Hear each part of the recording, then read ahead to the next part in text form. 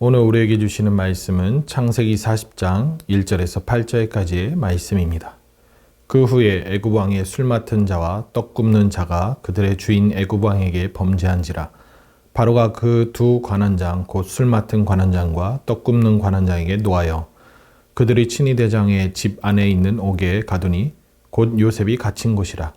친위대장이 요셉에게 그들을 수종들게 하매 요셉이 그들을 섬겼더라. 그들이 갇힌 지 여러 날이라. 옥에 갇힌 애굽의 왕의 술 맡은 자와 떡 굽는 자 두 사람이 하룻밤에 꿈을 꾸니 각기 그 내용이 다르더라. 아침에 요셉이 들어가 보니 그들에게 근심의 빛이 있는지라. 요셉이 그 주인의 집에 자기와 함께 갇힌 바로의 신하들에게 묻되 어찌하여 오늘 당신들의 얼굴에 근심의 빛이 있나이까? 그들이 그에게 이르되 우리가 꿈을 꾸었으나 이를 해석할 자가 없도다. 요셉이 그들에게 이르되 해석은 하나님께 있지 아니하니이까 청하건대 내게 이르소서. 아멘. 요셉의 이야기는 우리로 하여금 혼란을 겪게 만듭니다. 가장 큰 질문은 하나님께서 형통케 하는 자에게 왜 말도 안 되는 고난이 찾아오는가입니다.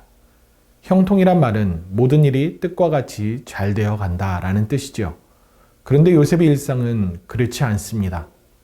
39장 초반인 2절 말씀에 여호와께서 요셉과 함께 하심으로 그가 형통한 자가 되었다라는 이 말씀은 이후에 벌어진 일과 함께 생각할 땐 우리에게 충격이 아닐 수 없습니다.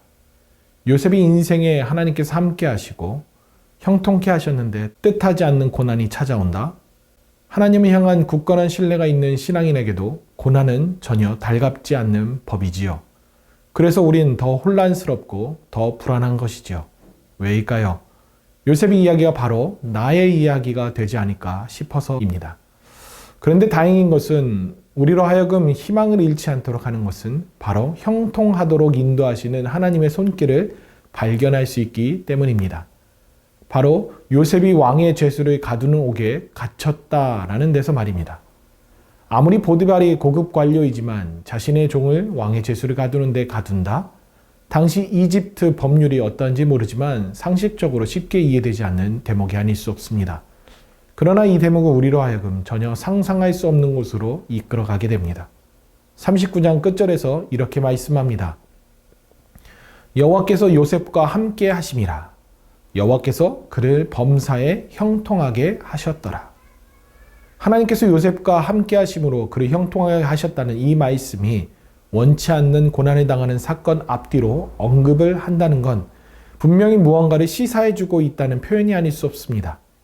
쉽게 말하면 하나님께서 요셉과 함께 하시는데 설마 이대로 망하는 인생이겠는가 하는 것입니다. 여러분, 이 질문에 무슨 답변을 하시겠습니까? 어쩌면 우린 고난에 너무 신경 쓰고 사는 건 아닌지 모릅니다. 그래서 예민하고 다가오지 않을 일들에 대해 불안해하며 무조건 모든 일에 내 뜻과 같이 잘 되어야 한다는 강박증에 살아가지 않는지요. 그런데 분명히 해야 할 단어가 있습니다. 바로 형통입니다.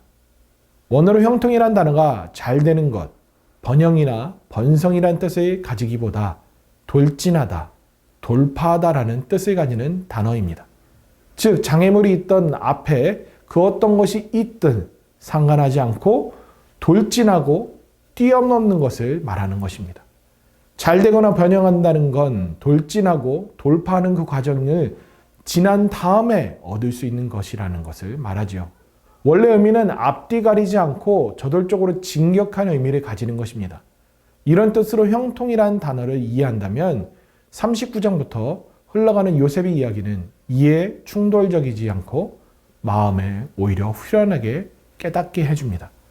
하나님께서 함께하는 요셉은 하나님을 신뢰하기에 하나님만 바랐기에 자신의 위치에서 해야 할 것을 충실했던 것입니다. 그랬을 때 하나님은 요셉을 형통하게 하신 것이죠. 따라서 성경에서 말씀하는 형통은 이율배반적이라 할 수 있습니다. 과정은 고되고 힘든데 결과는 찬란한 것이죠. 사자성어로 표현한다면 고진감래에 가까울 수 있습니다. 그러나 기독교에서는 치성, 즉 할 수 없는 정성을 다해 얻는 공로에 따른 치적이 아니라 하나님께서 함께 하시고 하나님께서 함께 하심으로 끝내 하나님의 은혜로 영광 중에 임하는 것, 그것이 성경에서 말하는 형통의 진수입니다. 여러분, 하나님을 신뢰하고 계십니까? 하나님께서 나와 함께 하시고 나를 인도하신다라고 믿으십니까? 그렇다면 요셉처럼 주어진 환경이나 주어진 일에 대해 도리를 다하실 수 있기를 바랍니다. 하나님을 의식하고 득지하지 않는 삶을 살아가십시오. 그러면 여러분들은 형통하실 것입니다. 오늘 본문 첫 절은 이런 일련의 과정에 있어서 전환점을 우리에게 알려줍니다. 그 후에 애굽의 왕의 술 맡은 자와 떡 굽는 자가 그들의 주인 애굽 왕에게 범죄한지라. 여러분, 이 사건을 생각해 보십시오. 어쩜 일이 절묘할 수 있을까요? 그리고 심지어 그들이 꿈을 꾸네요. 그것도 꿈꾸는 자 요셉과 함께 옥에 갇힌 그때의 말입니다. 사실 우리는 요셉이 옥에 갇혀서 어떤 일이 일어나는지를 잘 알기에 감흥이 별로 크게 다가오지 않을 수 있습니다. 그런데 생각해 보시면 술 맡은 관원장과 떡 굽는 관원장의 입장에서 생각해 본다면 한낱 꿈일 뿐인 공상에 근심 어린 악몽이다 못해 비참한 심경이 아닐 수 없음을 우리는 이해할 수 있습니다. 비록 오늘 본문에서는 꿈의 내용을 설명해 주지는 않습니다. 이후에 있을 꿈의 내용은 두 사람의 생사를 오고 가게 하는 운명의 갈림길이었다는 것을 떠올린다면 이들의 근심을 넘어 비참한 심경은 쉽사리 치부할 수 없는 마음 상태였다는 것이죠. 그런데 이 와중에 요셉은 말합니다. 아주 당당하게 선언합니다. 8절 하반절입니다. 해석은 하나님께 있지 아니하니까 청하건대 내게 이르소서. 이 패기와 기백은 어디에서 온 걸까요? 일단 꿈의 내용을 들어보고 말해도 될 것을 듣기도 전에 먼저 선언하다니 우리로 하여금 놀라움을 금치 않을 수 없지요. 요셉은 분명했습니다. 하나님께서 자신과 동행함을 말입니다.